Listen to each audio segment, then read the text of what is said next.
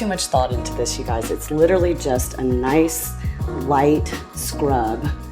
And remember that the fascia is just below the skin.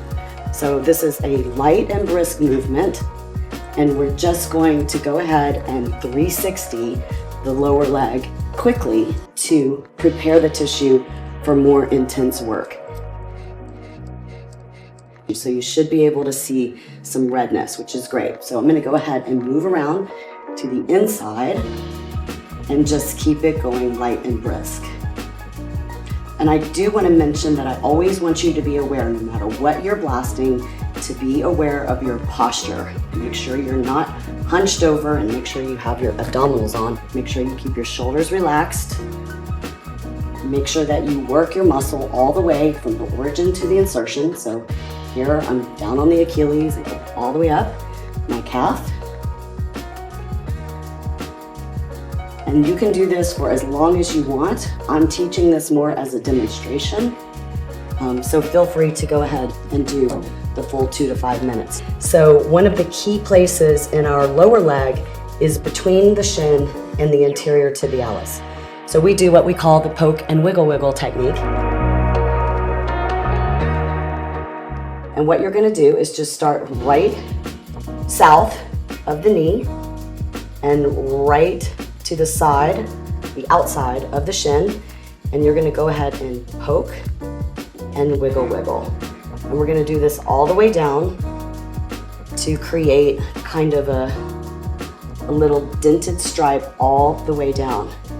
This is super important because if the fascia is so tight, it will literally drag this muscle up and over your shin. And that can cause a lot of pain because this whole lower compartment is basically being choked out. So with the poke and wiggle technique, I'm showing you a fascia line. But you can also use the poke and wiggle technique to open any of the tissue. Okay? So I don't want you to feel limited to this particular area. That's just a great way to get us going. But anywhere on your lower leg, you can use the poke and wiggle technique. For instance, going right into the ankle, right into the talus joint is a great idea. You can also come around the sides of your ankle bones. And I'm also a huge fan of taking anywhere where the muscles are extremely tight, and people tend to be super tight in the peroneals as well as the anterior tib.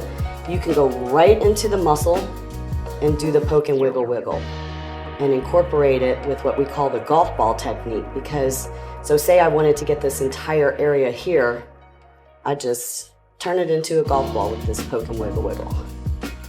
You would be shocked how well this technique works. It's really good for any type of stubborn knot. So see how I turn that part into a golf ball? And then once we're through treating the area, you just simply want to go back with the big claws, or you can use the FasciaBlaster, and then you can flush it with your hands as well.